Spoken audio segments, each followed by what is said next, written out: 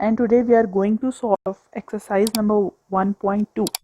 In exercise 1.2 we have second question that find the intersection of the following sets. Dear students, question number 2 have 5 parts and its first part is P have members 0, 1, 2, 3 and Q have -3, -2, -1 and 0 and it is clear. यहाँ से हमें नजर आ रहा है कि 0 एक वाहिद वो member है जो कि P में भी मौजूद है और Q में भी मौजूद है, इस वजह से इंटरसेक्शन में 0 आएगा। क्वेश्चन नंबर 2 में हमारे पास M के पास जो मेंबर्स हैं वो 1 से लेकर 10 तक हैं और N के पास 1 3 5 7 9 है। अब 1 3 5 7 और 9 N में भी है और M में भी है, इस वजह से इसका इंटरसेक्शन 1 3 5 7 9 होगा। नेक्स्ट क्वेश्चन में हमारे पास मल्टीपल्स ऑफ 3 हैं एक सेट में और बी सेट में मल्टीपल्स ऑफ 5 है और ये बात क्लियर है कि मल्टीपल्स ऑफ 3 और मल्टीपल्स ऑफ 5 में हमारे पास सिर्फ 15 वो वाहिद एलिमेंट है जो दोनों में मौजूद है, इस वजह से इसका इंटरसेक्शन 15 होगा। नेक्स्ट क्वेश्चन है हमारे पास 3 सेट्स हैं U, V एंड W। सबसे पहले we are going to intersect U and V और हमें नजर आ रहा है कि इन दोनों में कुछ भी कॉमन नहीं है, तो इसका आंसर नल सेट होगा। इस वाले आंसर को इंटरसेक्ट करवाया है W के सेट के साथ और इसमें भी नजर आ रहा है कि कोई भी वैल्यू मैच नहीं करती, कोई भी वैल्यू कॉमन नहीं है, इस वजह से इसका आंसर नल सेट होगा। क्वेश्चन नंबर 5 में भी हमारे पास 3 सेट्स हैं X, Y एंड Z और यहाँ पर हमने सबसे पहले X और Y को इंटरसेक्ट कराया है जिसमें हमारे पास common A, L, M values है जो कि दोनों सेट्स में मौजूद हैं। फिर हमने इसका इंटरसेक्शन लिया है Z के साथ जिसमें हमारे पास L कॉमन है। L is the only member that is present in X, Y and Z, that is common in X, Y and Z, so we can say that intersection of X, Y and Z is L. Question number 3 is if N is the set of natural number and W is the set of whole number, then find N union W and N intersection W. As we know, the natural number are 1, 2, 3, 4 and up to so on, and the whole numbers start from 0 and then 1, 2, 3 and up to so on. There is only a difference of 0 in natural number and in whole number. So when we take the union of natural number and whole number, we will get all the whole numbers, that is 0, 1, 2, 3 and 4, because in union we have to write the all elements of both sets. Next part is N intersection W. When we take the intersection of natural number and whole number, then we will write all the natural number, because in intersection we write all the common elements of both sets. Okay, now question number 4 is if P is the set of prime number and C is the set of composite number, then find P union C and P intersection C. So what are prime numbers and what are composite number? Let's take a look. Prime number में सिर्फ वो वाले elements या वो वाले numbers होते हैं जो अपने टेबल के अलावा और किसी टेबल पर भी नहीं आते, जबकि कॉम्पोजिट नंबर हमारे पास वो नंबर होते हैं जो अपने टेबल के साथ साथ मजीद टेबल्स पर भी आते हैं, जैसे कि 4 है कि 2 के टेबल में भी आता है और अपने 4 के टेबल में भी आता है, और 0 और 1 ना ही प्राइम नंबर हैं ना ही कॉम्पोजिट नंबर्स हैं। Okay, now come to the question number 4. When we take the union of prime number and composite number, the answer is 2, 3, 4, 5, 6, 7 and up to so on, which means all the elements of prime number and composite number are the answers. And when we take the intersection of P and C, then we are going to notice that there is not even a common element in prime number and in composite number. So the answer is 5 or null set. Students, question number 5 is your homework. You have to solve by yourself. It is very simple, as we just have to take the union of 3 sets and intersection of 3 sets one by one. The thing that you should keep in your mind that we have to solve the brackets first. सबसे पहले हम B union C को solve करेंगे।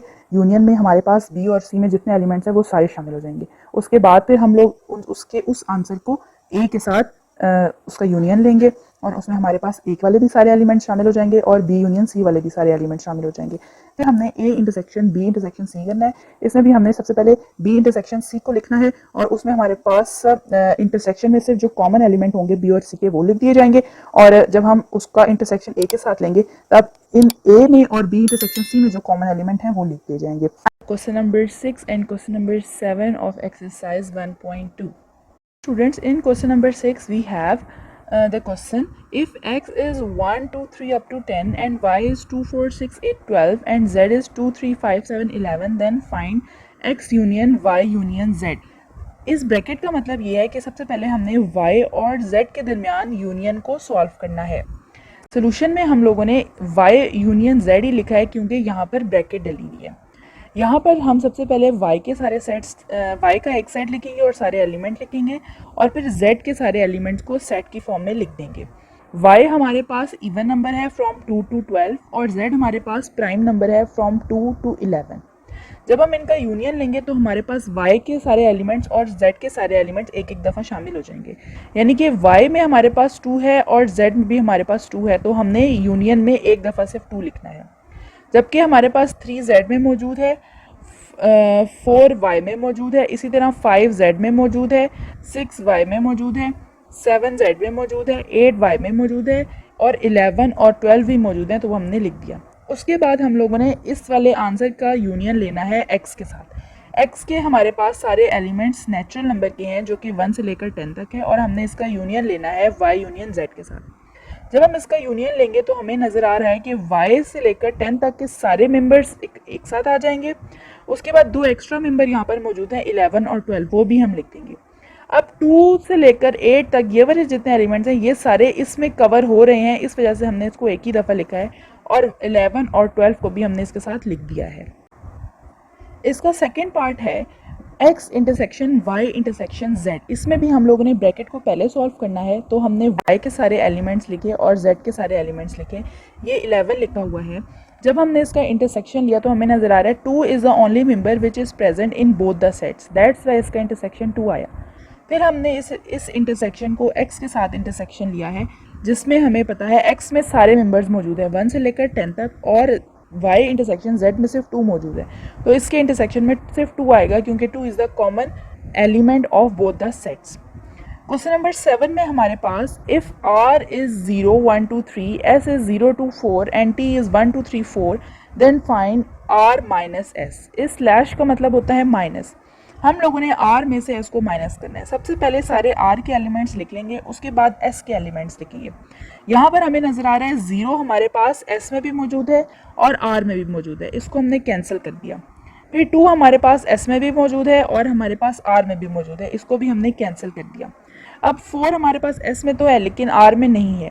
पीछे जितने elements r में रह जाएंगे 1 और 3, वो हमारे पास आंसर आ जाएगा r माइनस s का।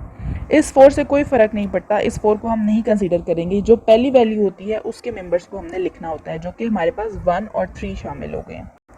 बिल्कुल इसी तरह से हमने t माइनस s करना है। t के एलिमेंट्स लिखे हैं 1 2 3 4 एंड s के एलिमेंट्स लिखे हैं 0 2 4। जब हम लोगों ने सब्ट्रैक्ट किया 0 मौजूद नहीं है, 2 इसमें प्रेजेंट है, 2 को कैंसिल कर दिया, 4 भी इसमें आता है, 4 को भी हमने कैंसिल कर दिया। पीछे हमारे पास सिर्फ 1 और 3 रह गए हैं जो कि हमारे पास t के मेंबर्स आते हैं, तो हमने इसका आंसर ये लिख दिया। नेक्स्ट हमारे पास r माइनस टी है। r के एलिमेंट्स लिख दिए हैं और t के भी एलिमेंट्स सारे लिख दिए हैं। अब यहाँ पर 1 भी कैंसिल हो जाता है, 2 भी कैंसिल हो जाता है और 3 भी कैंसिल हो जाता है। पीछे हमारे पास सिर्फ 0 बच जाता है और 0 हमारे पास r का मेंबर है, दैट्स वाई हम लोगों ने इसके सेट में ये लिख दिया। नेक्स्ट क्वेश्चन में हमारे पास s माइनस r है और s के एलिमेंट्स लिखेंगे और r के एलिमेंट्स लिखेंगे। यहाँ पर हमारे पास 0 भी कैंसिल हो जाएगा और 2 भी कैंसिल हो जाएगा। जब हम 0 और 2 को कैंसिल कर देंगे तो पीछे सिर्फ 4 बच जाएगा और 4 हमारे पास s का मेंबर है, दैट्स वाई हमने आंसर में 4 लिख दिया। आई होप आप लोगों को आज का टॉपिक समझ आ गया होगा। अगर कोई क्यूरी हो तो आप मुझसे पूछ सकते हैं। Thank you so much and अल्लाह हाफिज़।